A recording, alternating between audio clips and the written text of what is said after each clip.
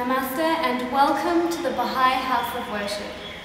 The Baha'i faith is an independent world religion whose main aim is to unite all the people of the world in one universal cause and one common faith.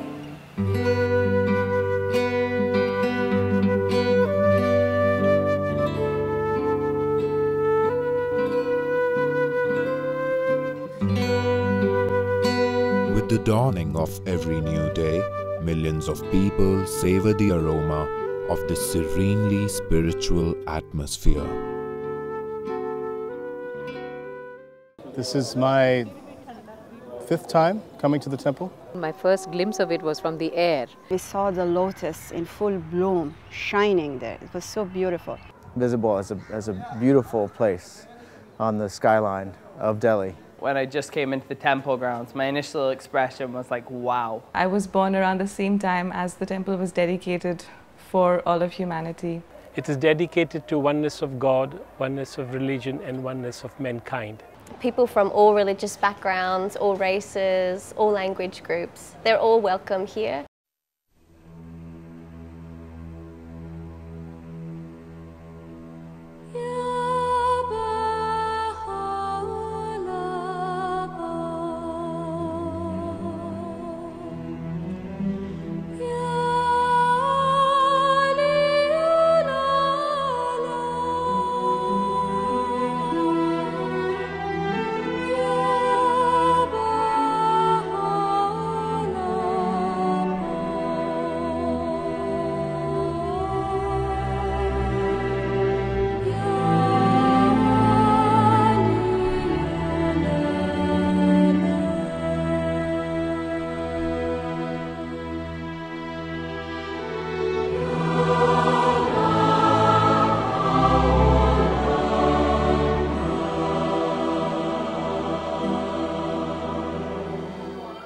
Symbolism has great significance in India.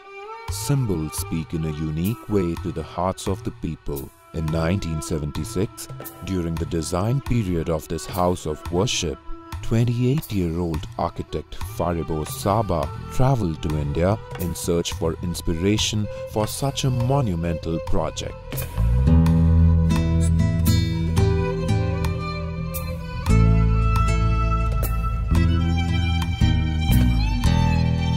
Lotus, which comes out from dirty, murky waters and is pure and fresh and white and glistening.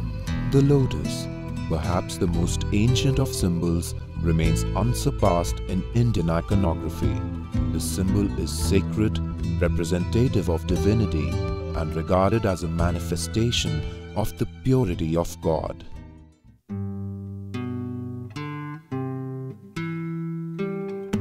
This deep respect for the lotus in Indian hearts convinced and challenged the architect to translate this artistic form into an appealing edifice.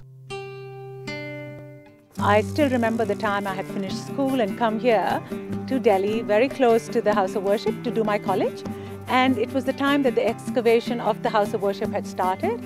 And then I saw the House of Worship taking shape and being built, and the excitement and the fervor that we felt.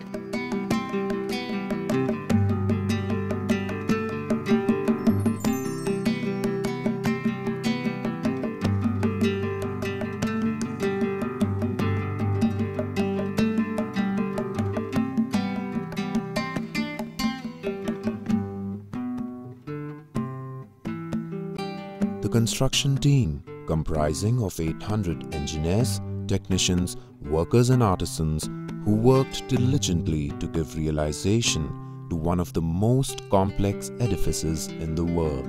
That anticipation, that the way it would look and the kind of uplifting feeling that it had when I visited it and when I saw the designs, it really lived up to my expectations.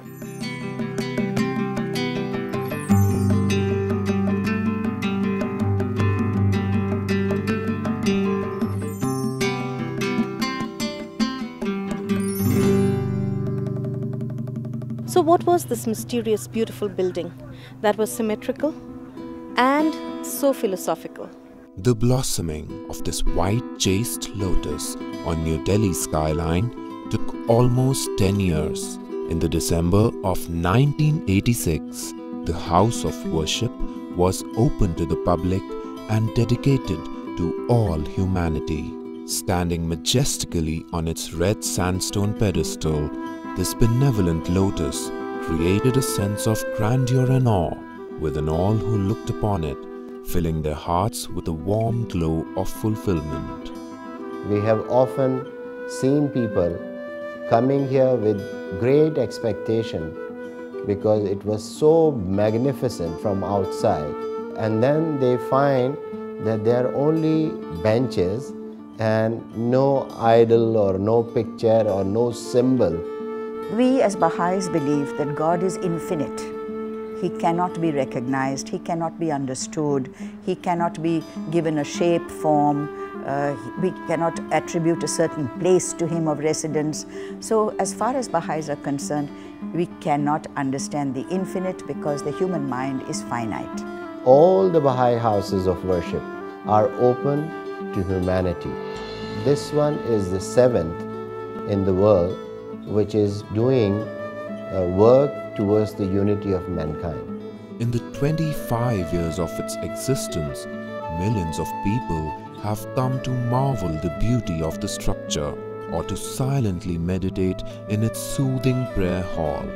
Whatever be their intent, the Baha'I House of Worship has attracted and awakened in all its visitors the realization of the peace they can attain within themselves. Very peaceful and calm.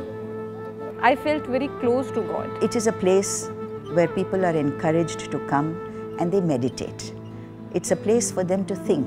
It gives you a feeling of prayer, meditation, concentration. Worshipping is a message to Almighty God for peace always. It's nice to find calm in a city of chaos. My colleagues and I, we sometimes go up together to pray, have office prayers, pray for the people we are serving. And I think it's such a wonderful way to, take a break and spiritually recharge oneself. In last 25 years, we are known to be a place of worship where people of all castes, creed and religion can come and pray according to their own belief.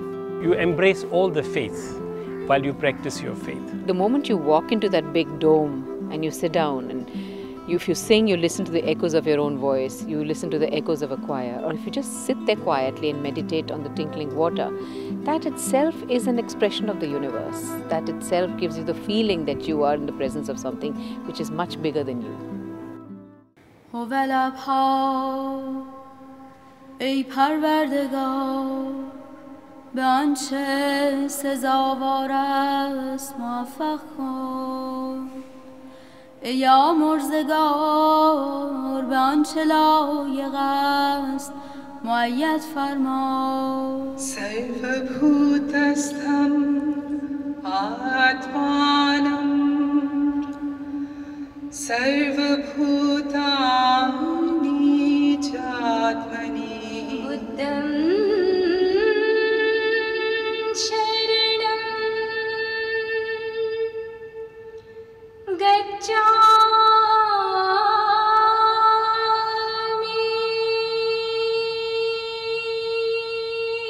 स्वयं को मेरी वाणी के महासिंध में निमग्न कर लो हे प्रभु हम बालकों की प्रार्थना सुन लीजिए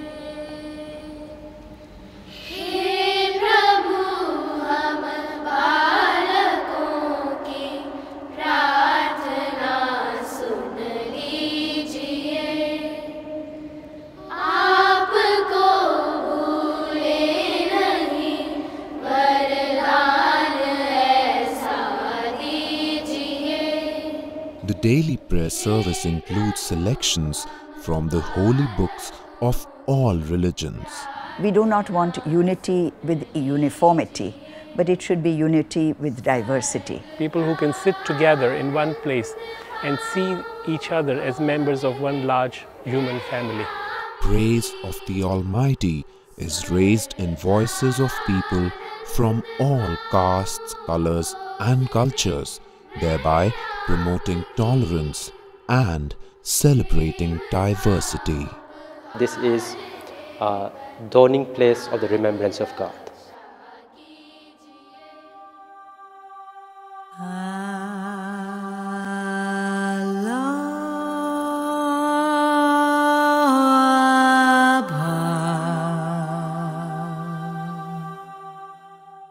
The Baha'i faith is the youngest of the world's independent religions. Its founder, Baha'u'llah, is regarded by Baha'is as the most recent in the line of messengers of God. Baha'u'llah was the manifestation of God for this age.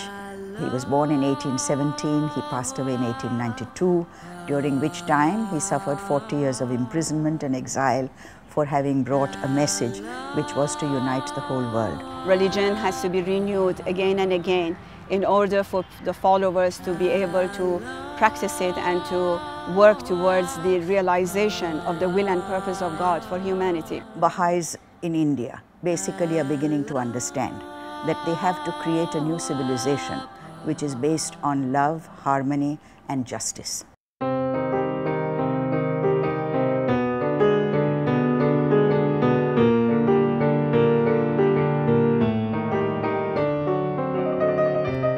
The Baha'i community, whether small or large, is a very vibrant community because all members of the Baha'i community, whether children, whether teenagers, whether adults, are all involved in one way or the other in the community programs.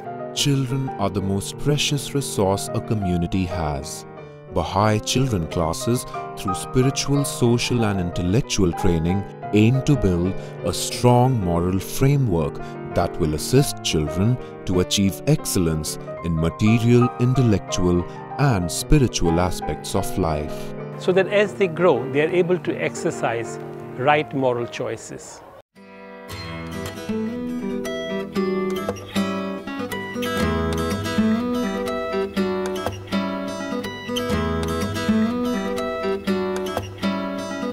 The Junior Youth Spiritual Empowerment Programs cultivate in young people a desire to contribute to construction of a better world.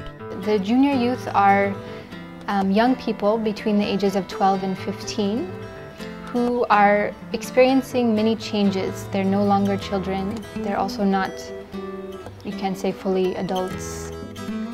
Older youth are raised up and trained who can conduct groups, small groups in their own neighborhood for these younger junior youth to develop their capacities and their talents, their power of expression and their ability to analyze the constructive and destructive forces in society which are influencing them and their peers, and thereby to become agents of change in their own communities. Through a process of worship, study and service, individuals and communities develop the knowledge, spiritual insights and skills to enable them to contribute to the betterment of society. When you have more and more people who are empowered to act and to become change agents, you're truly able to change society. This ethereal lotus has become a symbol of continuous human endeavor to bring divergent thoughts into harmony, appealing all human beings to become one. The temple for me signifies something that I believe is very important. It signifies a lack of prejudice. We should not nurture prejudices. That's all about coming together, about tolerance, about bonding, about a heart-to-heart linkage. A bird has two wings. If either one of those wings is broken or impaired or unequal in strength to the other, it is the bird itself that cannot fly. If you realize that, then each one of us are so much a part of the other that there can be no warfare, there can be no strife, there can be no contention, there can be no doubts, no aggression against each other. I mean, that really is the foundation of peace.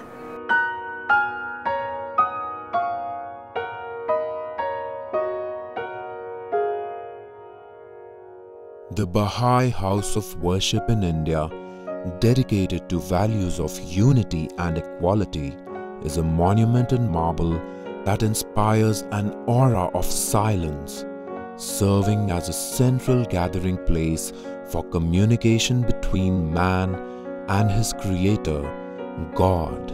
There has always been this promise of the day of the unity of mankind.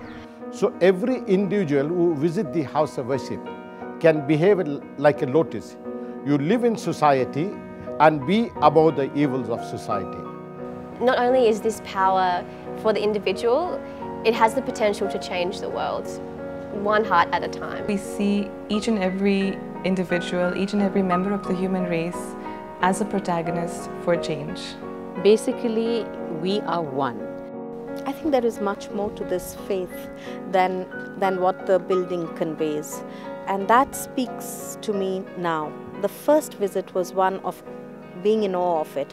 But every time I came, it was like peeling off a layer of an onion, and you go deeper into the philosophy of the faith. And I realize that it is probably the faith of our times.